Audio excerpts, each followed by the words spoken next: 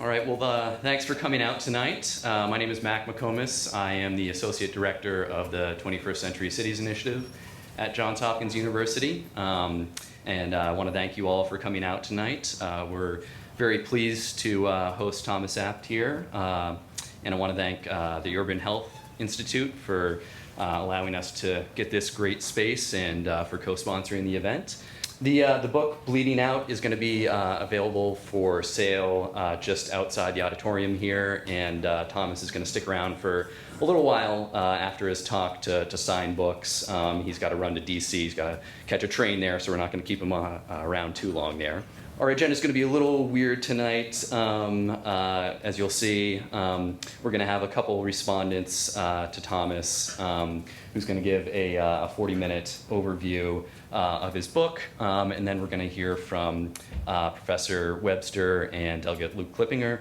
But before that, Ganesha Martin, who is the director of the Mayor's Office of Criminal Justice here in Baltimore City, who was going to be one of our respondents after, has to run to another event in DC, so she is going to kick us off with sort of her, what she's doing in Baltimore City.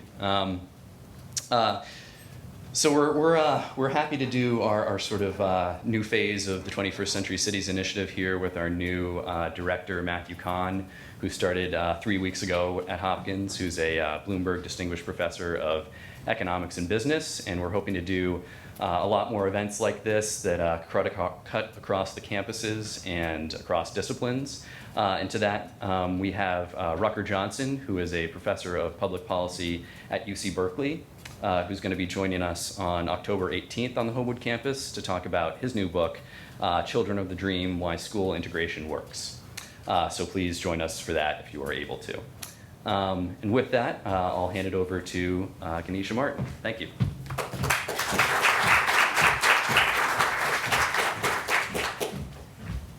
Hi, good evening, everyone. Thank you for this slight indulgence. My assistant walked in yesterday and started talking to me about the panel. I was like, that panel's not tomorrow, that's Thursday. And so we realized I had two panels, one here and one in DC at the same time. And I can try to do a lot of things, but I can't do both of those at the same time. So I appreciate your indulgence, but I really did want to make sure to be here to speak to you guys about what I carry around now as like my little Bible. I literally read this on a cruise ship. I would sneak away from all my friends and sit in the back of the boat and read this. I came into contact with Thomas and this book about the time that I was coming back to the mayor's office. So I've been with city government for about 10 years. Spent some time as assistant deputy mayor under Stephanie Rawlings Blake, and then went to the police department where I was the chief of staff, and I did legislative affairs, the chief of community engagement, which we created that bureau the day before Freddie Gray died. So that was my job during the uprising. And then my last job there was the chief of the Department of Justice, Compliance, Accountability, and External Affairs, where I worked on negotiating the consent decree and initiating the reforms that are going on in Baltimore City. And so I left to do consulting for about a year and then came back to the city about 4 months ago. And it was quite serendipitous that I returned to the city at the very same time that Thomas's book came out, because I was contemplating a couple of things. I came back to focus specifically on juvenile justice. And in the interim, the commissioner, our new commissioner Harrison, called me and said that in New Orleans, the reason why he was successful was because enforcement was coupled with community-based violence reduction strategy. In particular, we all know in Baltimore City, and it's very apt, no pun intended, to be here in the School of Public Health, because indeed violence in our city, dare say, is an epidemic. And so when the police commissioner called me and asked me to do this, I started looking at some of the things that had happened in New Orleans. And there was a violence reduction strategy there called NOLA for Life.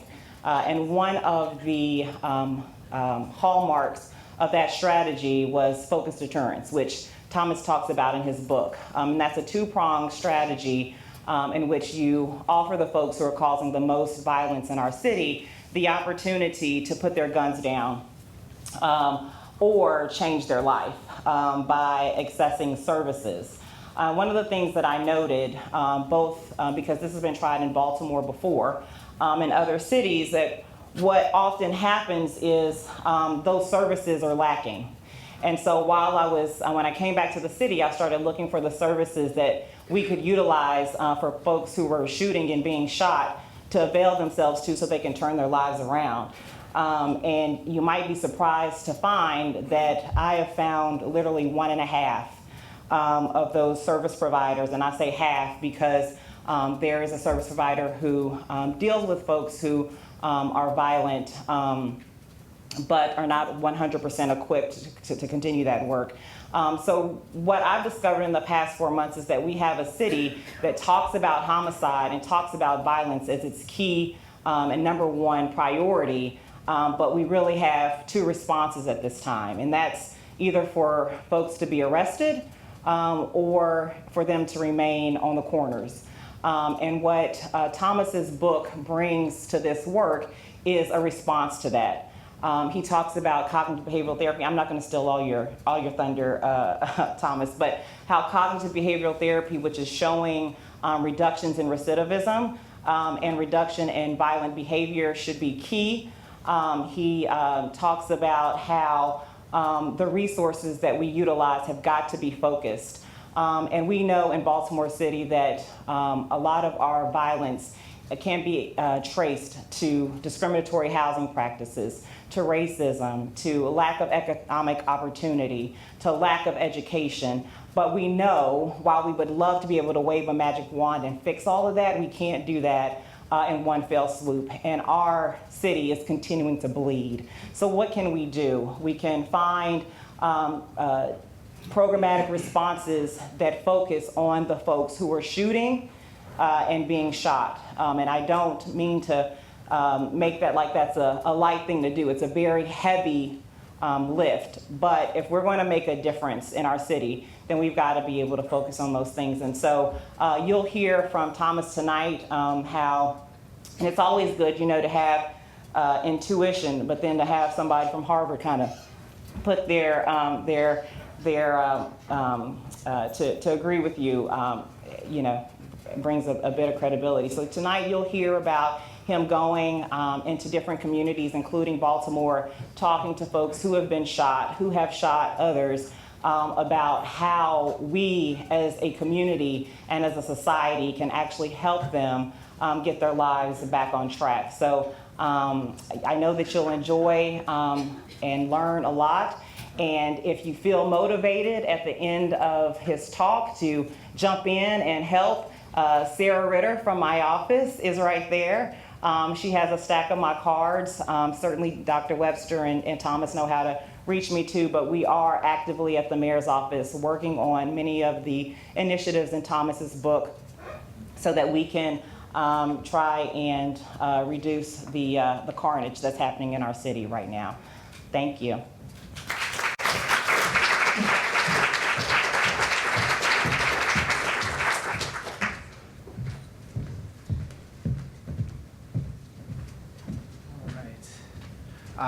Thanks so much, Ganesha. I appreciate you taking the time. Thanks to all of you. Thanks to Johns Hopkins, 21st Centuries Initiative, Urban Health Institute, and to the respondents today. It's a pleasure to be here. It's a privilege to be before you talking about such an important subject, both nationally and locally. I want to begin with a hypothetical. And this is a hypothetical, but it really is an actual situation that plays out across the nation, and across Baltimore far too frequently. So I want you to imagine that you are a trauma surgeon working in the emergency room at a hospital here in here in Baltimore, and that it's 2 a.m. on Saturday morning or Friday night, and a young man has just been wheeled in to the emergency room, and that young man has been shot.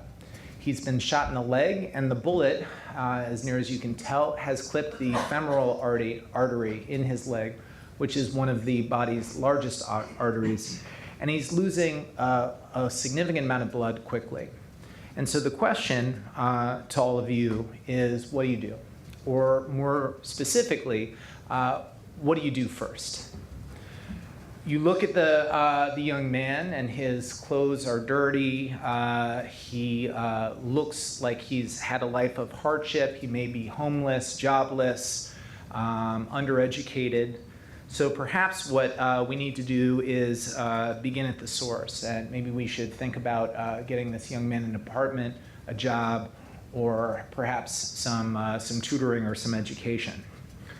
On the other hand, he has just been shot. He's been in some kind of conflict. Maybe he's dangerous, and when he comes to, maybe that could be a problem. So maybe you should restrain him. Maybe you should call hospital security or even 911. But I'm going to suggest that none of you would do that. You would do the most obvious thing, the most humane thing, and the most immediate thing, which is, as a surgeon, you would first and foremost stop the bleeding.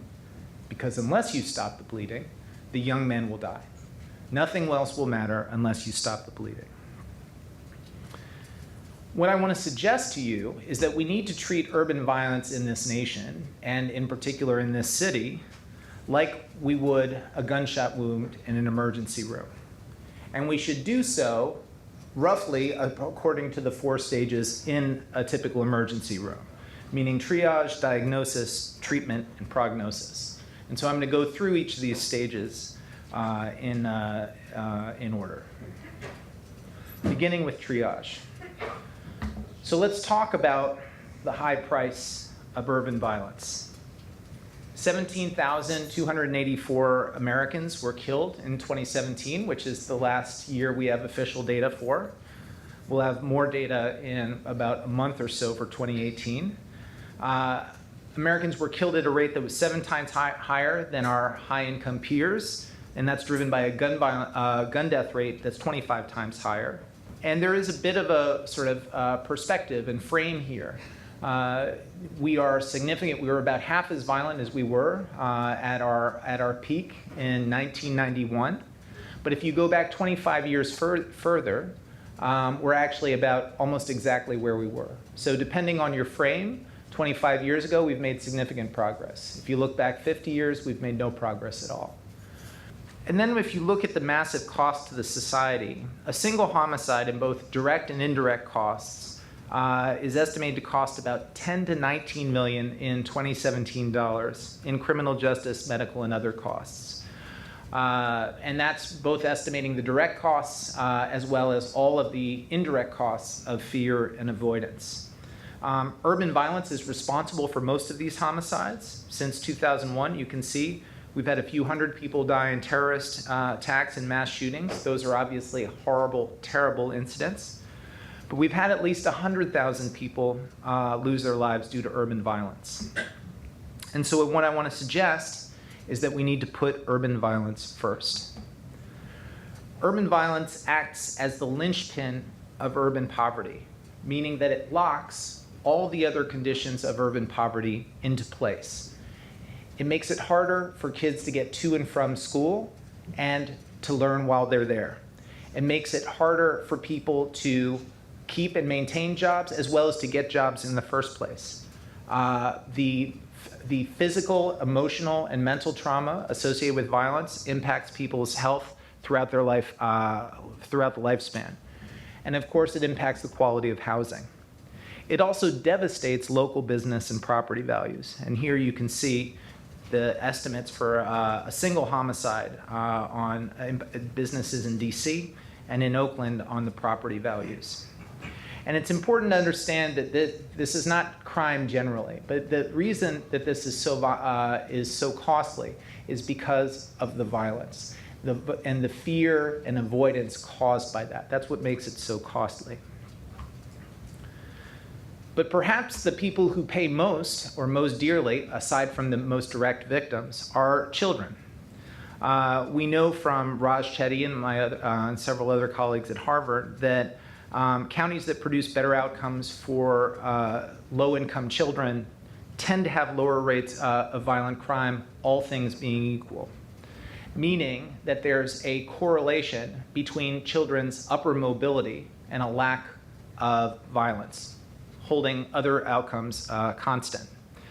That's an important association to understand, but obviously we'd prefer to have causal evidence. And Pat Sharkey has done us a great service by diving even deeper through an instrumental variable analysis showing that, in fact, exposure to violence may be the primary mechanism by which poor kids are kept poor. And the way that works is the impact of trauma on a child's brain is significant.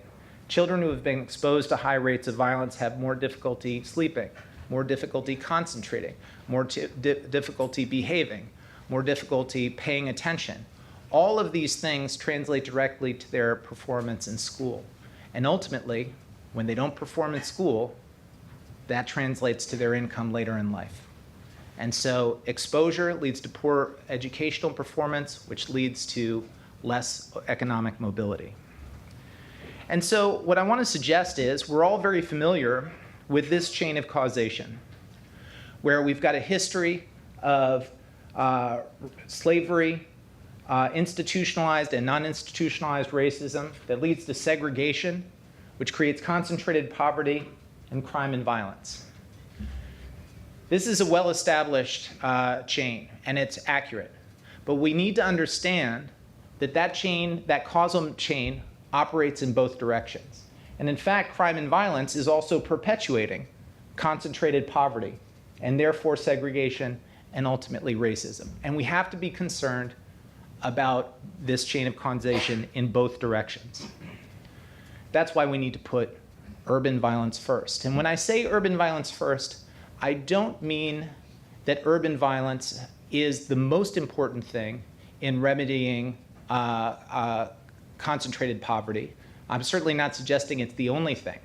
What I'm suggesting is that it's the first thing simply as a matter of sequence, because you need to get urban violence under control if you want to get to all of your other positive outcomes. No one would be satisfied with neighborhoods that were poor, unequal, but safe. But you need safety to get to poverty and to get to inequality. So having talked about triage, let's move on to diagnosis. First, let's begin with methodology. The evidence in the book is largely based on a systematic meta-review that I conducted with my colleague Chris Winship at Harvard in 2016. A meta-review is a review of reviews. And through that meta-review, we synthesized the results of over 1,400 individual impact evaluations following the Campbell Collaboration Guidelines. In addition, we conducted over 50 semi-structured interviews of former offenders, service providers, and law enforcement. And the reason that we did that is that we wanted to get a conversation of sorts going between the academy and the community. And what happened in these interviews is that I would go around the country and I would meet with former gang members, former shooters, street cops, others, and I would say, here's what this guy from Harvard is saying. Here's what this guy from Johns Hopkins is saying. Here's what this woman from Stanford is saying about you, about your communities, about the violence. Is this what you're seeing? And when we have the conversation like this. And what I found, which surprised me, was there was a surprisingly large amount of agreement between people in the community and people in the academy on these issues. So what were our major findings? First, the evidence and people's direct observations showed that urban violence is sticky, meaning that it concentrates among a surprisingly small number of people, places, and behavior. In any city, less than 1% of your population is going to be responsible for 50, 60, 70% of your shootings and killings. Here in Baltimore, you can expect that you're not dealing with thousands of individuals who are at the highest risk for shooting or being shot, you're dealing with hundreds of individuals. So violence is not just concentrated, but it's highly concentrated demographically. It's also concentrated geographically in what criminologists call hotspots. And in most cities, as you can see here, 4% of your street blocks are going to account for more than 50% of your overall crime. And serious crime, particularly homicide, is even more concentrated than that. And I think this is very important when we're talking about crime and especially violence. There's an enormous stigma associated with homicide. And that stigma can stain the reputation of an entire group of people, an entire neighborhood, or even an entire city. But it's important to understand that even in the most allegedly dangerous neighborhoods, most people are not violent. Even in these neighborhoods, many of the places in the neighborhood are not violent. And if you've lived in a violent neighborhood, you know this. Your grandmother says, go up this street and not that street. You can go to this park, not that park. And so this is very important to understand that the problem is not everywhere. And that makes it easier to solve. So in addition to concentrations among people and places, there's also a few behaviors that are closely associated with violence, such as illegal gun carrying, group-oriented activity, and other things that I'll describe later. This is just an example of what these concentrations look like. This is a sociogram. This is a network of Cape Verdean gangs in Boston. All of these white dots are individuals. The black lines are an association. And this is drawn mostly from police data, and those associations mean that they've been arrested together or they have an open case together. And then what you see is these red dots are people who have been shot. And when you're dealing with violence, one of the key things that you're trying to do is prevent retaliation. So when you're working in these things and you know that one of those red dots is where somebody's been shot, who are the people that you're going to reach out to immediately to talk to try to prevent them from retaliating, to talk them out of taking the law into their own hands? Well, it's going to be the white dots that are surrounding them. And not surprisingly, you notice where the network is densest, where the white dots and the black lines congregate, is where most of the shootings are. So you don't have to be everywhere, but you have to be in the middle of these networks. Similarly, this is a map of gun violence in Camden, actually it may be Newark. But either way, you can see that in this town, there is significant amounts of gun violence, but it's concentrated in a very small number of places. And this is true in city after city after city. And so almost every city in the United States looks like this, both in terms of people and places. So not surprisingly, the nature of the solution should match the nature of the problem. Sticky situations require sticky solutions. And the evidence shows this. In study after study after study, we see that interventions focusing on the highest risk people, places, and behaviors generate the strongest effects. It's true for policing. It's true for gang prevention. It's true for reentry. And all of these citations are cites to systematic reviews. If there's one thing I would love to get the sort of policy community understanding about scientific evidence, it's that it's almost malpractice to make big decisions on the basis of a single study. You need to look at multiple studies and measure the impacts across studies. And so all of these cites are not just individual studies, but to systematic reviews of multiple studies, all with rigorous methodologies that are either quasi-experimental or experimental, all producing causal evidence, not just correlation evidence. What we see in criminology is also true in public health. And what we're seeing is that targeted secondary and tertiary programs tend to outperform primary prevention ones. Limbos and their colleagues examined a number of RCTs, and they found that, as you can see, the tertiary programs were effective 100% of the time. Granted, only two studies were found. But they were outperformed secondary and particularly primary. And this is something that we see in the public health framework. If you look at a public health, the typical traditional public health pyramid, you have primary prevention, secondary prevention, and then tertiary prevention at the top. In theory, all forms of prevention are represented. But in practice, the public health approach tends to focus most on primary prevention. In the area of urban violence reduction, we need much more attention to tertiary prevention.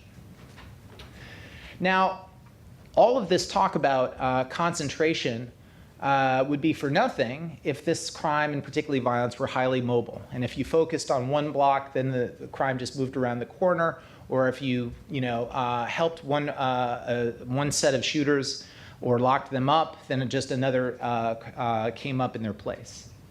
Fortunately, over 30 years of social science tells us that that's not the case. And that's why I use this term sticky. There's something sticky about these particular locations and about these particular people. This is not true, for instance, of drugs. Because there's a market for drug selling, if you arrest one drug dealer, there's a replacement effect, and then another often comes to replace that person in the market. That is not true for violence, and that's important to understand.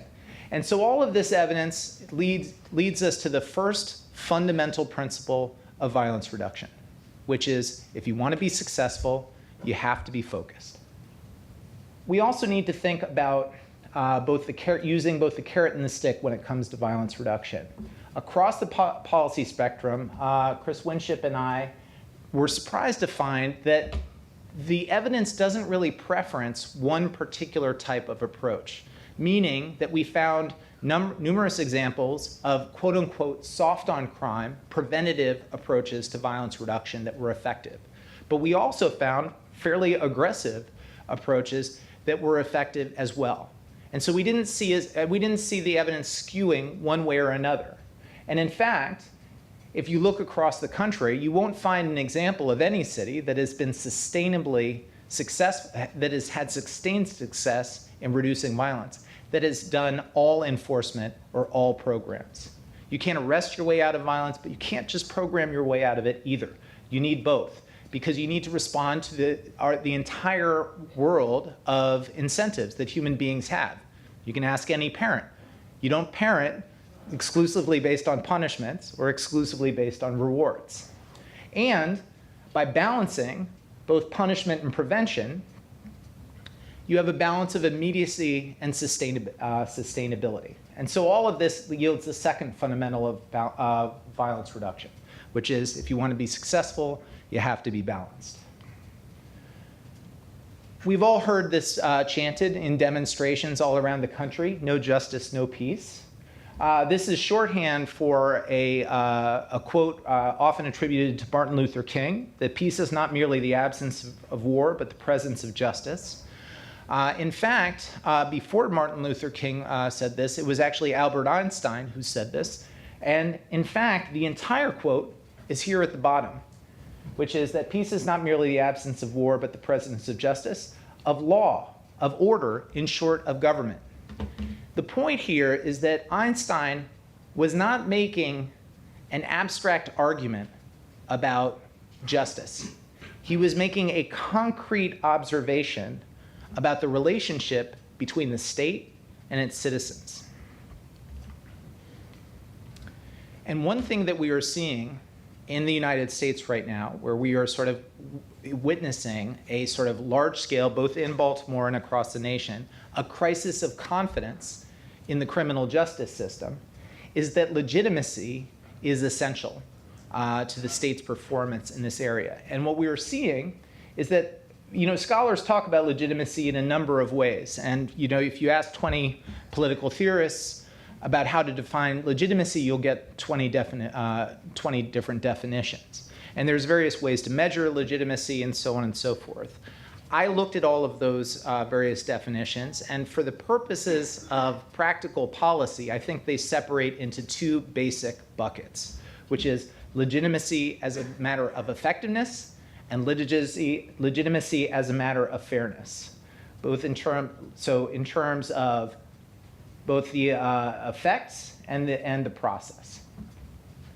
And one of the things that we're finding is that when the confidence in the criminal justice system is low, that matters in a lot of different ways, but it matters a lot in terms of violence. Because when people don't trust the criminal justice authorities in their area, they don't use them.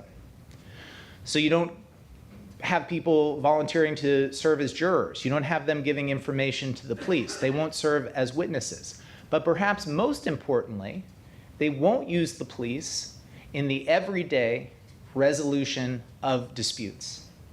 And so when someone beats up your cousin, you don't call 911. You call your boy.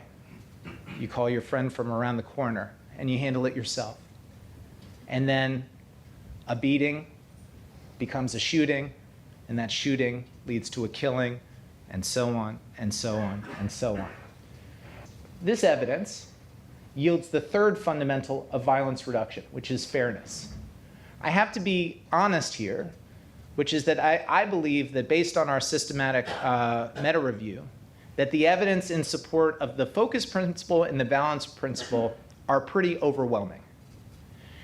The study of legitimacy is still emerging, and I think that I think that the evidence is suggestive here. But in terms of how we improve legitimacy, the most effective strategy that we have to date is something known as procedural justice, which helps police and criminal justice officials rebuild trust and improve compliance and promote collaboration. And the notion of procedural justice is that if police are trained to create a fair process for people that they interact with on a daily basis, even criminals, people will respect that process even if that process results in a negative outcome for them. So for instance, if a police officer pulls you over and treats you respectfully, explains why you have been pulled over, explains why, perhaps suggests that there's been a lot of accidents in that area, you're going to have a positive interaction even though you may end up getting a ticket. Whereas if an officer pulls you over, offers no explanation, is rude, appears to be exercising force and authority arbitrarily, but ultimately lets you go, you might have a very negative view of that encounter. And so that's one of the ways that we can start to slowly rebuild trust and confidence in the criminal justice system and police in particular. So we've triaged the problem, we've diagnosed it, now we need to think about treatment. I'm going to divide treatment into three categories: dealing with people, dealing with places, and dealing with behaviors, as I said before.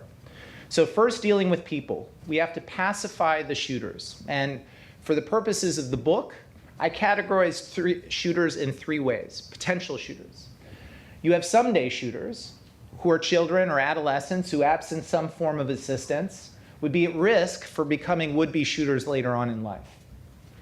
The would-be shooters are adults and young adults at the highest risk for violence as either perpetrators or as victims. And they're at risk for becoming bona fide shooters. And a bona fide shooter is an adult who repeatedly refuses opportunities to change and continually persists in serious violent offending.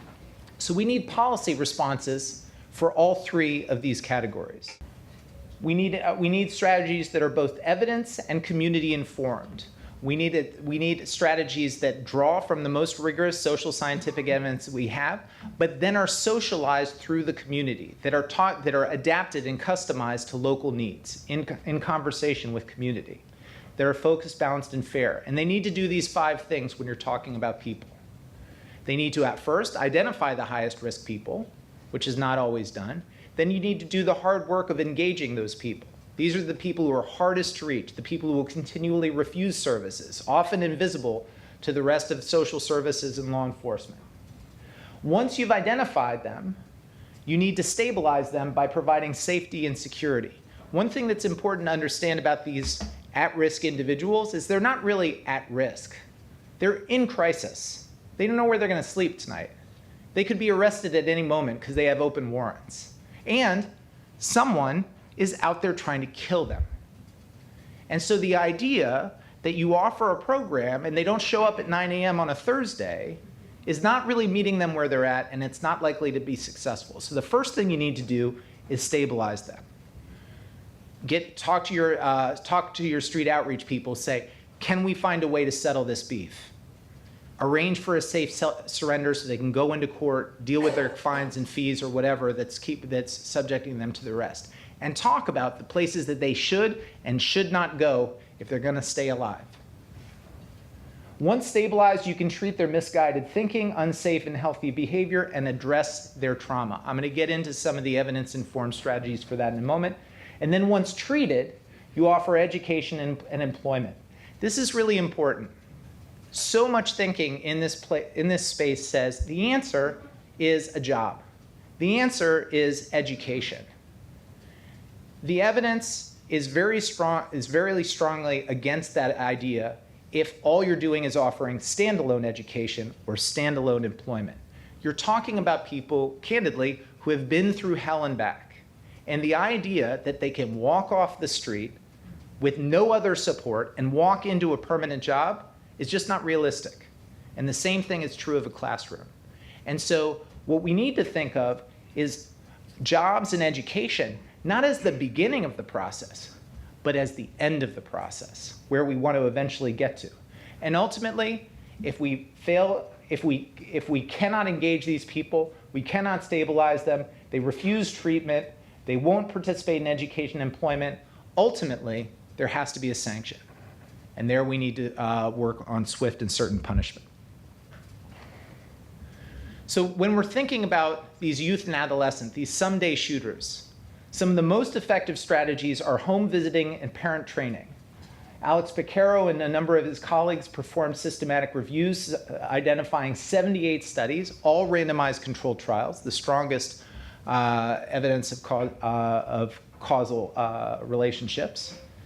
From a vote counting measure, 67 of the 78 had positive effects, but more importantly, the standardized mean difference, meaning the effect size, was 0.37. 0.37 in the criminal justice world indicates sort of a modest to moderate impact effect size, which is important.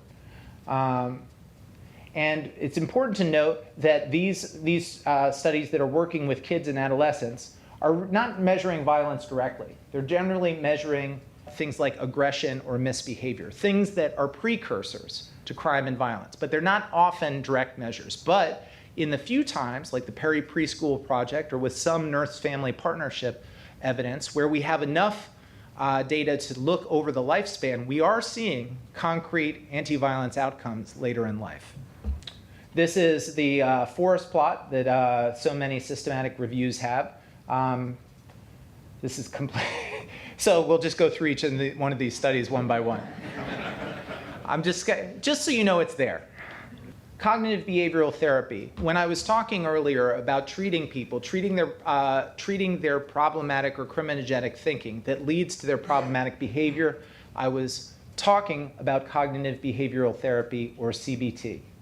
This is not your mommy and daddy's Freudian therapy. This is therapy designed in a very concrete and practical way to examine your thinking and how your thinking leads to your behavior. And how, if you want to change your outcomes, you need to think about how your outcomes are driven by your behaviors and ultimately your thinking.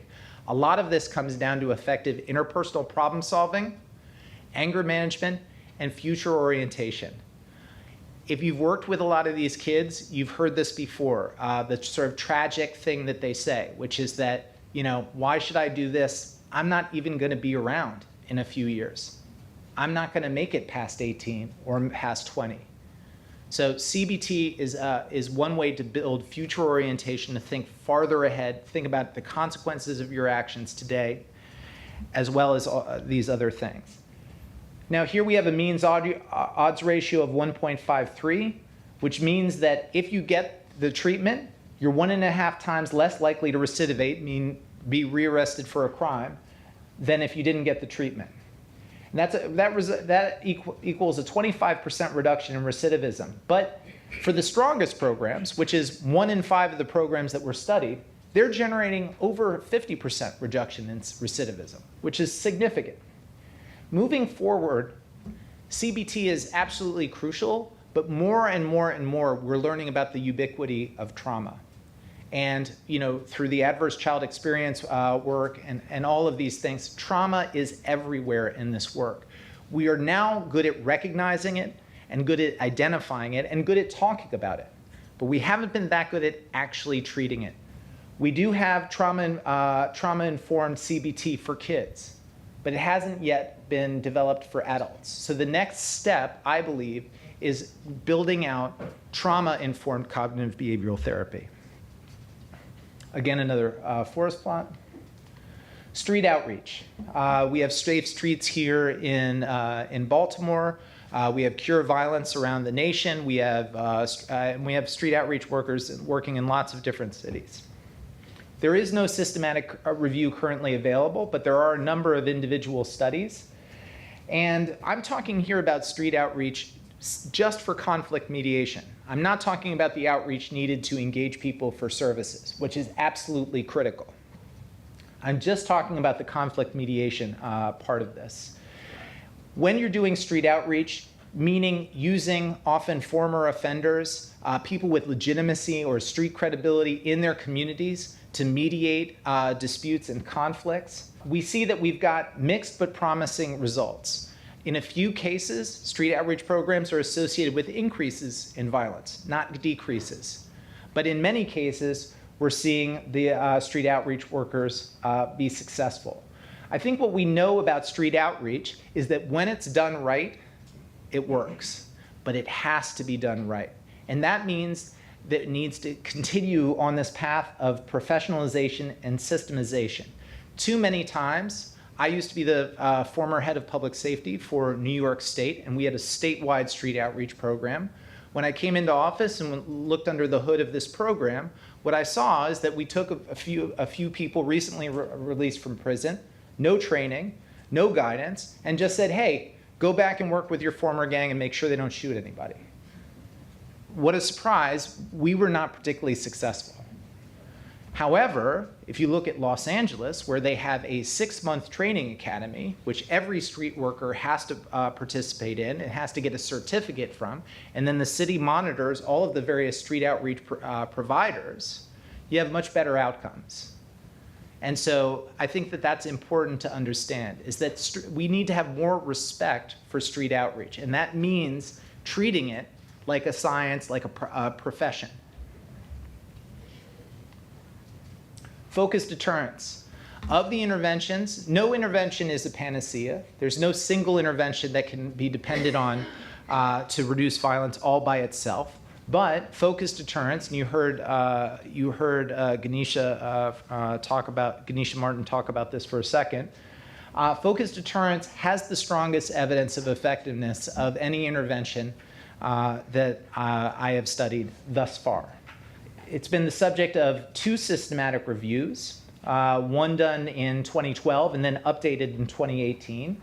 There were 24 tests in total. None of them were randomized controlled trials, but as you can see, a number of them were fairly strong quasi-experiments.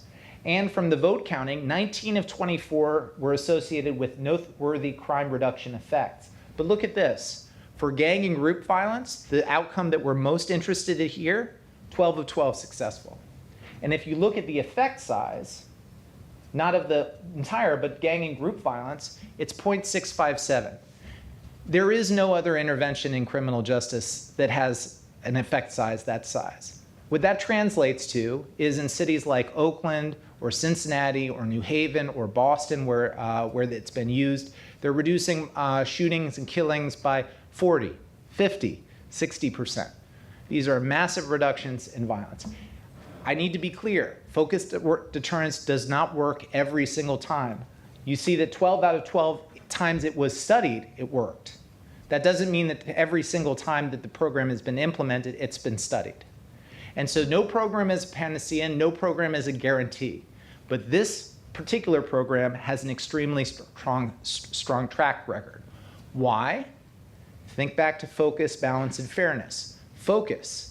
Focused deterrence only works with the individuals and groups that are most likely to shoot or be shot. Second, balance.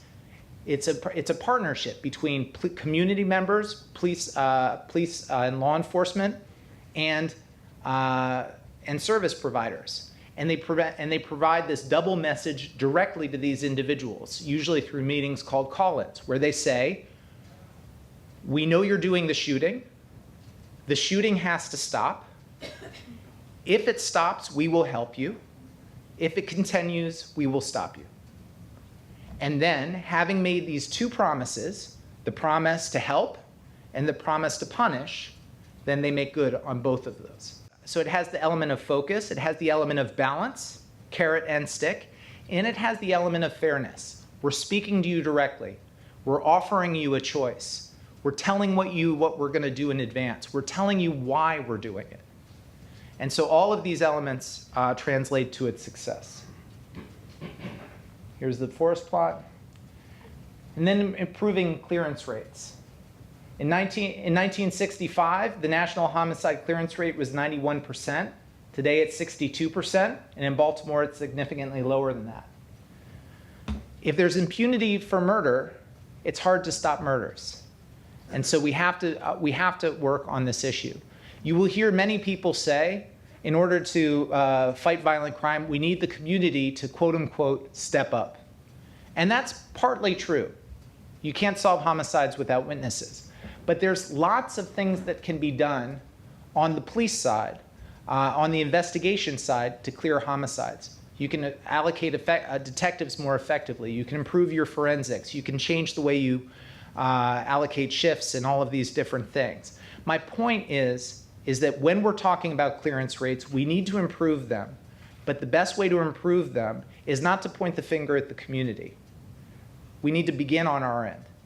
And so there's a lot of things that police and prosecutors can do on their end. Have you spent enough on witness protection?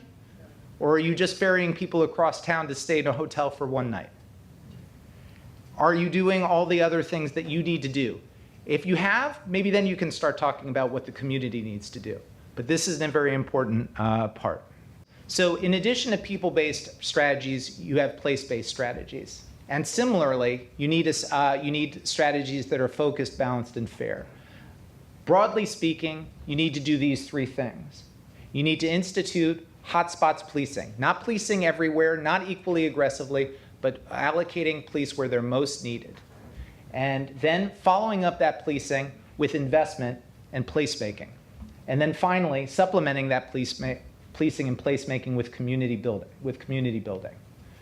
The one thing I'm going to say about hotspots policing is that it's very well supported in the evidence. We have lots of strong evidence that it works. But notice the effect size, 0.184. That's not a particularly impressive effect size. So what that means is that it works, but not that well. And one of the things that we know from other research, in terms of disorder or stop and frisk policing, is that if you use this type of strategy to implement zero tolerance strategies, where you jack up everybody in a particular location indiscriminately, you trigger a tremendous amount of community resistance, as we've seen here in Baltimore and New York and other places, and also doesn't work that great, not that effective. But if you are in these hotspots, working in consultation with these communities in a very focused way, not stopping everyone, but only the people who you already have concrete intel are involved, the community is much more receptive and you have a much bigger crime-fighting effect. So one of the things that's important to understand about stop and frisk and hotspots and all of these things is that there is a right way and a wrong way to do these things, and that we have to do these things the right way. And then you need to supplement these policing strategies with placemaking. You need to remove blight, restore city services, and redefine your notion of community-based activism here. One of the concerns with community-based approaches is that no one really has any common understanding of what the community is. And what I want to argue is that we need a much tighter notion of community. That is, what is the community surrounded by each of these individual hotspots? Let's talk to the residents, the business owners, include the law enforcement, and include them in that a much more specific focus on those things, because it's too difficult to leverage an entire community. It's much easier to say, we've got this particular corner that's particularly dangerous. Let's talk to all the people who have equities on this particular issue and bring them into the solution. Guns, gangs, and drugs. I'm just going to say very generally, I think that for the purposes of urban violence reduction, we look at this we often look at this in the wrong way. We often think about these things as absolutes, but in fact, we need to think of them as behaviors that facilitate violence. We need to stop thinking about all guns or all drugs or all gangs. And we need to start thinking about those behaviors in connection to specific hot people and specific hot places. Because if a gun is being used lawfully and is never falling into the wrong hands, for the purposes of urban violence, not other forms of violence, it's not our issue. If a gang does not have any active conflicts and is not engaged in shooting and homicide, if a couple kids decide to call themselves a gang, not our issue. The same thing with drugs. If drug behavior is not leading to open and violent competition between drug dealers, it should be first and foremost a matter of public health and not of public safety. So what's the prognosis? The good news is that these strategies don't need new laws, they don't need big budgets, and they don't even require massive institutional reform. They can all be done right now. So what's missing? What's missing is a relatively small amount of money spent properly on a small set of programmatic efforts that I've summarized that are focused, balanced, and fair. How do you keep all these programs together? You can't do just one, but how do you organize them? I've created a framework that's adapted from both the public safety and public health models. Here's the framework empty. As you can see, this is sort of the prevention, intervention, and enforcement is borrowed from the primary, secondary, and tertiary prevention in public health. The people, places, and behaviors is borrowed from routine activities theory in criminal justice. And so what I'm suggesting is, in every city, you need to think about what are you doing in terms of prevention for your key people, places, and behaviors? What are you doing for intervention? And what are you doing for enforcement? And ultimately, you can populate this with the programs that I've talked about. No city is going to do all of these at the same time. That would be impossible. But from these strategies, pick 2, 3, maybe 4 at the most, and start coordinating them. Moving forward, I believe that for just an additional $30,000 in funding per homicide, you could put a transformative set of these strategies in place, reducing homicide by 10% each year for 8 years. That doesn't sound like a lot, but over 8 years, it adds up to a significant amount. In Baltimore, this would save 712 lives. It would reduce violence over the 8 years by 52%. It would cost about $53 million, but it would save over $7 billion in direct and indirect costs. Remember, the cost of a single homicide is between $10 and $19 million. Across the nation's 40 most violent cities, this would save 12,000 lives, cost about $899 million, again, over 8 years, but save over $120 billion.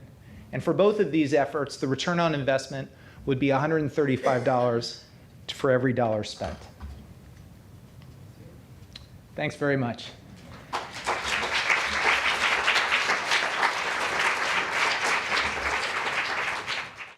Hi, good evening. I'm Daniel Webster. I'm a professor here, and I teach a course in which we cover many of the issues that Thomas covered. So if you're a student here and interested in this kind of thing, you can sign up for my second term course. All right.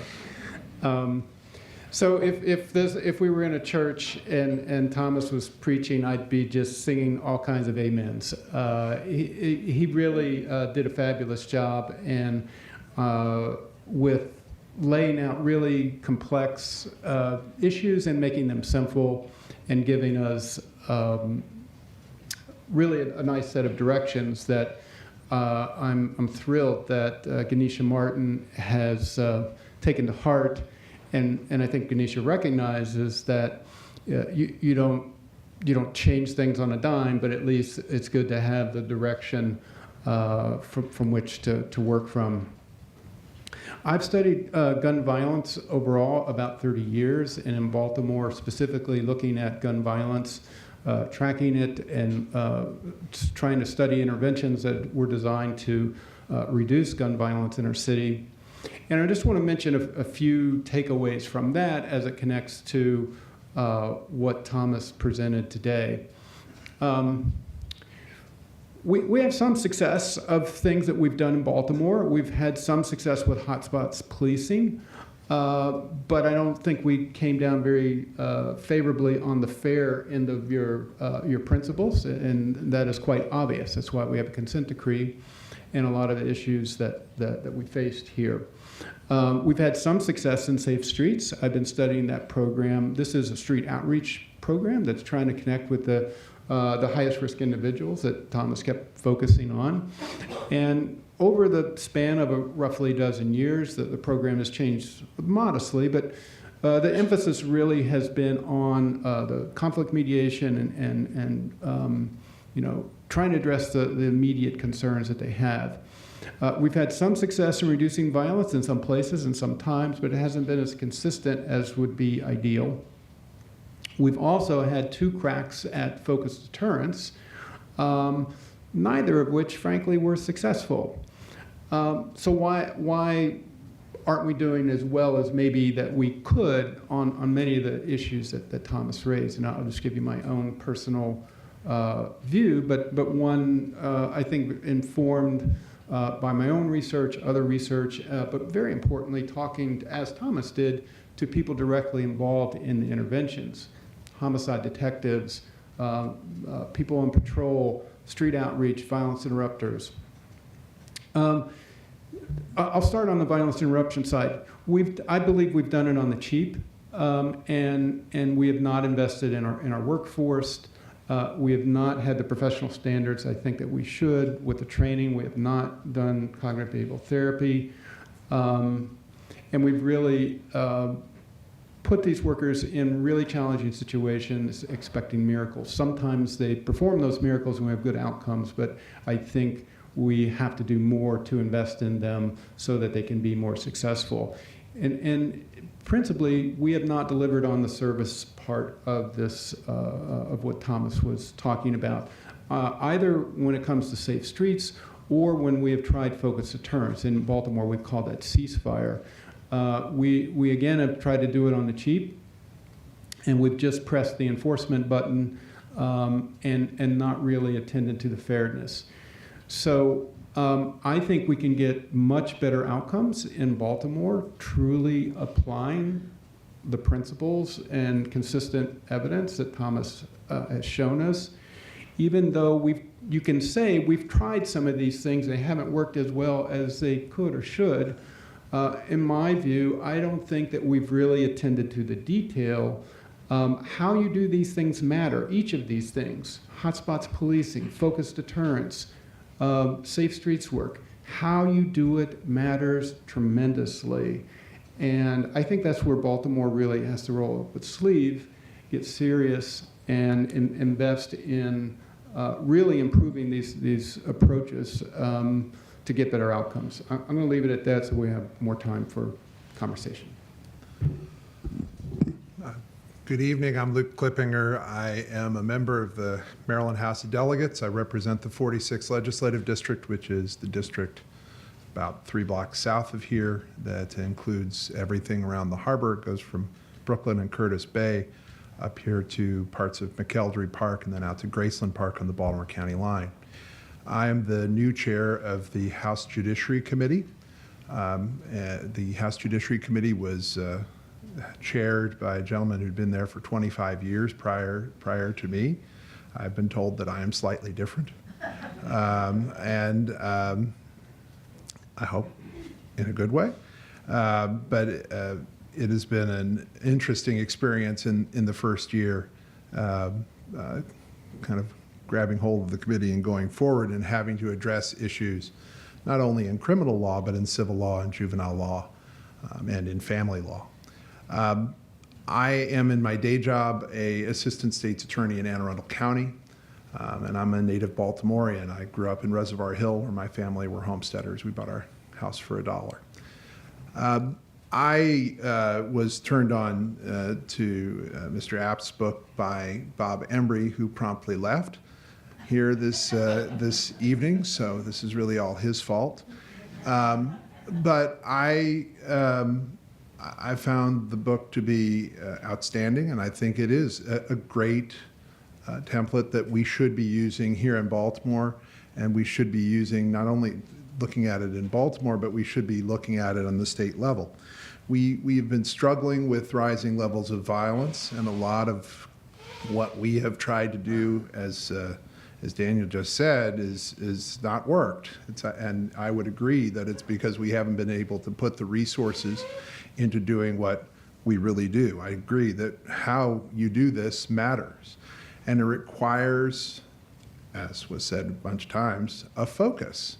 It requires there to be people who are the center of this work. And here in Baltimore, with a number of different police commissioners that we've rotated through, we haven't really had that. We haven't really had that, with due respect to Ganesha Martin, who is doing a good job at MOCJ. We've had a number of people rotate through that agency. And even more so,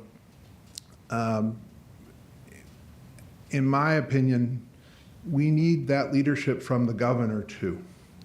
We need that leadership in the form of a person who can coordinate the state's response to what is the criminal justice, public safety, and public health crisis that the state faces. And he hasn't done that yet. And I certainly hope he will. Now, I'll touch very briefly. He sent out a letter today to the city of Baltimore indicating that he's happy to release more funding for some of the things that need to happen to support the police department's essential work on the consent decree. It's essential work on improving its technology in other areas, and he wants to see accountability along those lines. I think we'd like to see accountability too, but we also need to see, flipping back, progress on the consent decree. And I believe that this commissioner has done a good job in his first 6 months, although I think for him, if you asked him, it would seem like it's been much, much longer. He's done a very good job getting the BPD on track with a consent decree that I believe will lead to the accountability and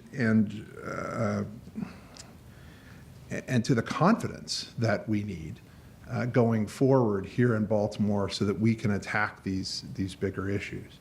I don't want to talk that long either. I'm happy to take questions, but my bigger, I think that this is a great template. I'm not just trying to sell his books. I have no interest in it. But I do think it's important. He does. I do think it's important. I do think it's important if there are people who are interested in these issues who aren't here today. I'm pointing other members of the Baltimore City delegation and members of my committee to this book. My aide, AJ, in the audience here today, he read it before I did and lets me know about it all the time. It's important that we get this news out. It's important that we get this framework out, because I think it's the way that we can truly go forward and make a real substantive change. And I forgot to mention one last thing. We aren't just doing safe streets, we're doing great work, and I'm not just saying it because you're sitting in the front row, but we are doing great work in ROCA too. ROCA's doing great work in our communities, and they deserve a big round of applause. And again, it comes back to CBT. It comes back to what we know has a positive impact and works. I don't think you need a response from me, so let's get right to the questions. Hello. Hi, my name is Debbie, and my question is for you, Thomas. You started out by talking about the capital loss associated with loss of life. when it relates to retail and commercial. But there is another loss that cannot be mapped. That's the human loss. Every person that is taken away prematurely, the community suffers. So I would like to see some more information to make it more human to wrap your brain around. The other issue that I would like to bring forth is when you talk about police training, police officers are trained every day to be in compliance of the law, to make sure people's civil rights are not violated. It's the implementation. And the reason I know that is because it's on every test. Before you graduate from the academy, you must know some law. So it's not just we need to train the police officer. That's the misnomer. They are trained. But how do you get a trained person to respect someone's freedom of movement when it's not in them? It's not in them. So we can't blame the police department because they're not training. So I think we missed the point right there. The other thing is that for me, as a black woman, the optics I'm not comfortable with. When we talk about urban violence, what about suburban violence? I know that's another issue. And the profile of mass shooters are young white men. So when I hear someone not looking, you might have African ancestry and I don't know. I can't assume you don't. But when we talk about urban violence, I hear a buzzword for black people. And it triggers me in my brain to paint us broadly as barbarians, that we have no respect for human life. And I have a concern for that, not to be painted with that hue. So we're going to look at violence. I know that's not what your book is about, but we have to open up the scope because we don't live in a vacuum. You can take one single young white man who can come in here and shoot everybody in here. You can have those hot spots you're talking about. The spot is not hot, it's hot people. Like you said, hot people stand on the spots. So when we paint the picture, I think I might have a different view if it was a black man standing there talking about this. Because I'm very sensitive to people coming into our community, doing data, doing research, and then come out and say the loss is associated with retail and commercial. These are our brothers and sisters. They're never coming back. Their creativity will never be exposed.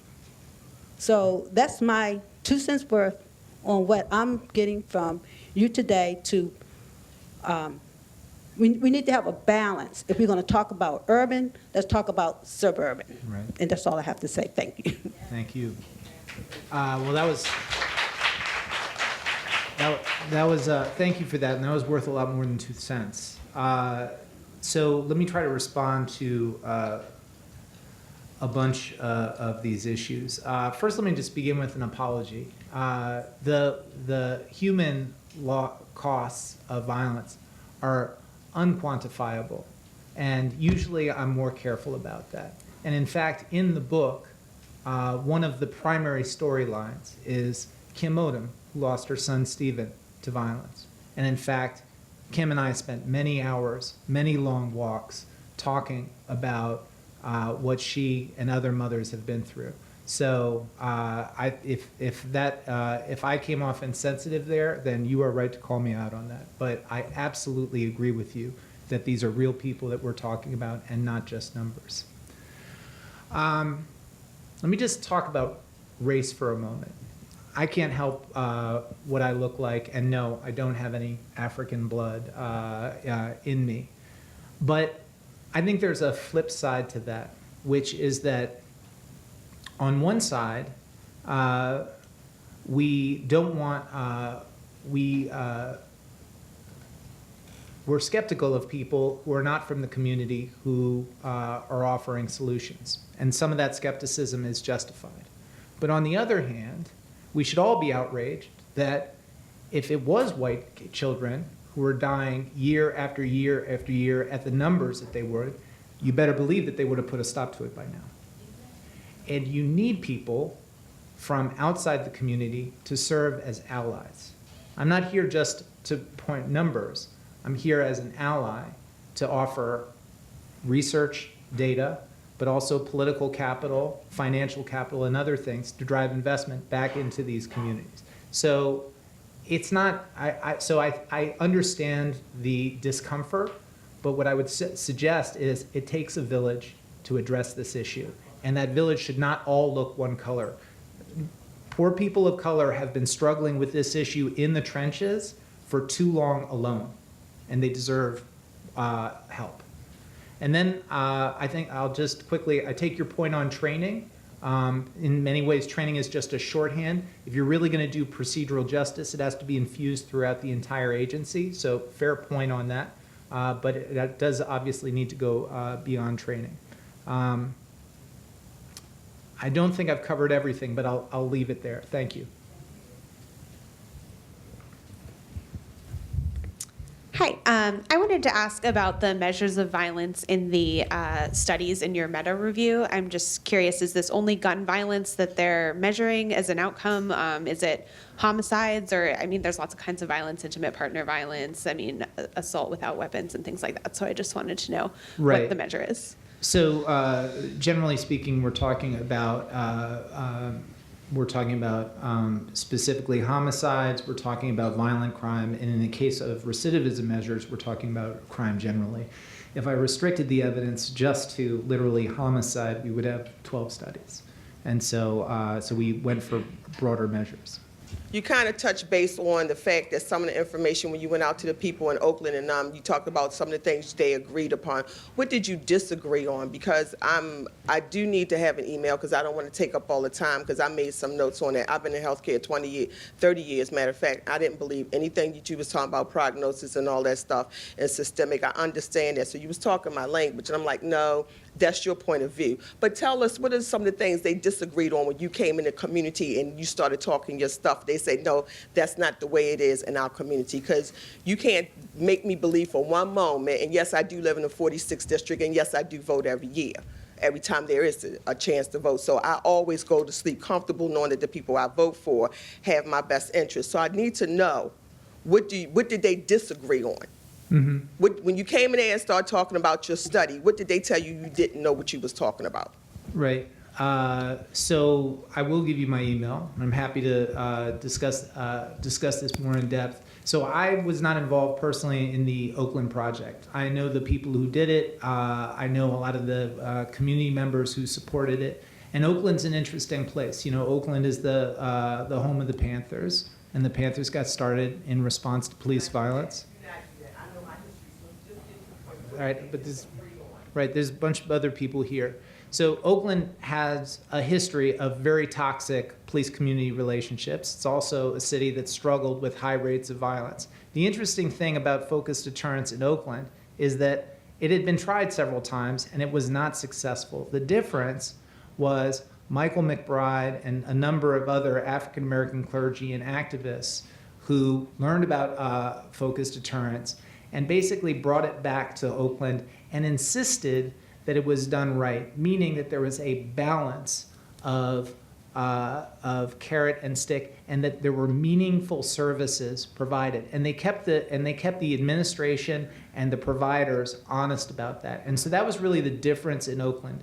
When it was successful, it had the community behind it, not just behind it, but sort of watching over it to make sure that it was done right. To do the strategies that I've talked about, you don't need to have massive institutional change. There are other good reasons to have massive institutional change. And in fact, in the book, I talk about the fact that you can have progressive criminal justice reform at the same time as violence reduction. So I agree with you on that. And let's discuss the rest of it afterwards. I'm happy to discuss it. Good evening. My name is Diane, and Mary is my friend. I didn't mind her taking, we grew up together, and I understand what she was talking about, and I agree with her totally. My question is, everybody always talk about the person that does the violence, the shooter, and you said the someday shooter, and the one that, the bona fide shooter, and the would-be shooter. We never focus on the whole family. And I mean, when I'm talking about the mama, the dad, and sometimes the dad is not there. We don't focus on that. We don't focus on the grandparents or anything in that community. We don't focus on the people that are in the community. What do they feel? What trauma do they go through? They're not involved in a crime, but we do go through trauma. You know, and then we go through the part where nobody listens to us. The power that be, that makes the laws and the policies, they don't listen to us. They don't come in the community and say, well, what do you need? How can we change things? You talked about the poverty, you don't talk about the landlords that rent out houses that are not good. You don't talk about the lead, that's a whole lot with the health. And that's why you see violence, because the lead has a lot to do with the brain. And we don't talk about that. And then somehow we think children are born that way. They're not. It's about the policies and part of the environment which they are born into. Because no child is born a hater. No child is born, I want to shoot somebody, I want to kill somebody. No, that's not at all. Right. We as a community, and as society, and as human beings, we need to work on being human. How do we treat people to be human? We don't talk about even go back to slavery, because all of this goes together. You have to address what slavery has done, what segregation has done to us, and has not done, because stuff that even from slavery has not been settled. Right. So you get that spilled over with all this violence in 2019, the 21st century. So let me agree with you on your first point and then respectfully disagree with you on the second point. Family is absolutely critical. And as I showed in the presentation, and maybe I should have been clearer, parent training, working with the someday shooters is a family-based approach. You have to work, all these kids are situated in families. And so the programs that are most effective, according to the science, are the ones that focus on the entire family. And so could not agree with you more, and the science backs you up on that issue. Here's where we disagree. We don't disagree about the importance of root causes, be it racism, be it poverty, be it inequality, all of these different things. But community after community, city after city, you hear these types of arguments, which is that if you want to stop the killing, first you got to deal with all the guns, or first you got to get all the jobs, or first you got to get the lead, or first you got to deal with racism. What I'm suggesting is those things are all important. We need to be working on them. But they are not barriers that should stop us from doing what we can do to save poor people's lives right now.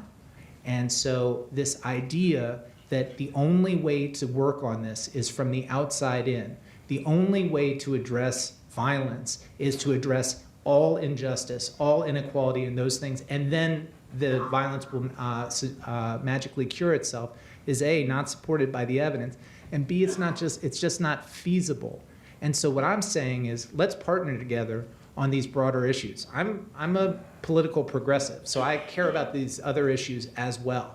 But in terms of violence, we got to get started, and we got to go right at the problem, right at the heart of the problem. And we can, and we have to be able to do these two things at the same time.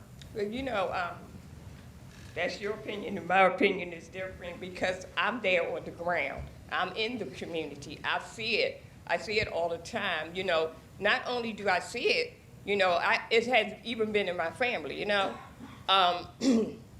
and when you address the root cause of it, and people don't want to talk about a lot of stuff, it's just like wiping it and calling it lily white, and then people face and say, well, it's stereotype about black people. It's like they lump us all together. A crime happened, You get the mayor on television and say, well, somebody knows about it in the community. Well, we don't even get to know what gun was used, what bullet was used. Nobody tells us none of that, you know. And then to come to find out, we don't even know if the gun been used on 10 or 20 murders, because we don't get that. And then you look at the judges, they have a good part in it, parole and probation. Nobody talks about that to address that, with the violence, because to me, parole and probation is supposed to follow the people after they come out of prison. And then we don't address what we used to have in the prison we don't have. So when you sit in prison and do nothing, it's like the double workshop. Right. Because you learn to be a criminal instead of learning to be rehabilitated so you can come out and be a productive citizen. We don't talk about that, you know, and that's all over the United States, just not here in Baltimore. You know, it's everywhere, and we need to address them. We need to address the policies that are played against poor people and people of color. Thank you. Thank you. So good evening. My name is Tracy Eastep, and I am from the Mayor's Office of Children and Family Success, which is a new office under Mayor Young. In our office, we do have the Division of African American Male Engagement. African American male engagement, we have what we call the fishers of men who are going into the communities and working, doing direct action with the men in the community. You mentioned ROCA, and you also mentioned Safe Streets. However, we're going to DC to look at their Credible Mentors program to see how we can expand on our Fisher of Men program. We are in the community. We live in Baltimore City. I live in this district. And for anyone that's a resident in the city and would like to come out to our strategic planning sessions, they are planned in each district. If you would like to speak to me after this, I can give you the information in a hall. But I would like to speak to you to get more information on your framework for focused determinants. Absolutely. Thank you. Hello, Professor Abt. My name is China Bogue-Terrell, and I'm doing economic development work in Baltimore. The question that I have for you is that I know that there is a lot of work that we have to do from the inside, and there is a ton of data and strategy around criminal. This is my daughter Elaine, around criminal justice reform that we can do with that. But is there any data to suggest what policies that can be coupled with that are kind of from the outside type policies that would actually make the work from the inside more effective? And I'm asking that because one of the issues that I see, and I'm not sure about the data that exists around it, is just that there's no sort of coherent and strategic effort to encourage consumer business, consumer spending, just traditional businesses and retail in these devastated neighborhoods. And obviously crime is an issue, but I don't believe that we can wait to solve one before we can have the other. I think that my hypothesis, right, is that maybe kind of approaching them both simultaneously, could be a strategy, getting the government to come in and to anchor some things, So if you can just talk about what can be coupled with these from the inside strategies that would actually make the from the inside strategies more effective, particularly in the way of economic development. I think most of the money that goes into these poor Black and brown neighborhoods is just programs and services, which I think sometimes can fossilize folks in neighborhoods in their poverty. The more dramatically you can reduce crime, the easier your case is to businesses and restaurants and consumers to bring people in. So I think there is a little bit of a chicken or egg, but I think your point, I think that one of the things we've got to be very careful about, and I think you hear some of the concerns in the audience, is that we're not just policing these communities, we're also investing in these communities. And I think that that's very important. But that investment, just as policing needs to be focused, that investment needs to be focused. And so what I would suggest is, if you are investing not in the name of community development, but in the name of violence reduction, you should invest in these communities, but you need to invest right on top of that hotspot. Not generally, but you got to go to that corner and you got to look at those buildings, those residents, those people. And often what we have is this creaming effect, because every community has areas which are more suitable for investment and less suitable. And of course, the most dangerous areas are the places that are least. You have to throw that out the window and bring those dollars directly to those places to get that balance. So you wouldn't invest in a part of the Broadway East neighborhood that has no shootings, has no homicides. You would go right to that area, right to that school, and you would engage the business owners, the residents around there. You would come up with a community development plan. You would, I think, first things first, you would address both the blight that's there, those abandoned buildings. You'd address, you'd clean up that. You'd restore city services if city lights are out or those things. Then you start investing. But you have to drop those dollars right where they matter most. And I think that's something and not where it's easiest. And with that, thanks everybody for coming out, and thanks for all your questions. Hope you can stick around a little bit and have some good conversation with each other. Thank you. It would be good.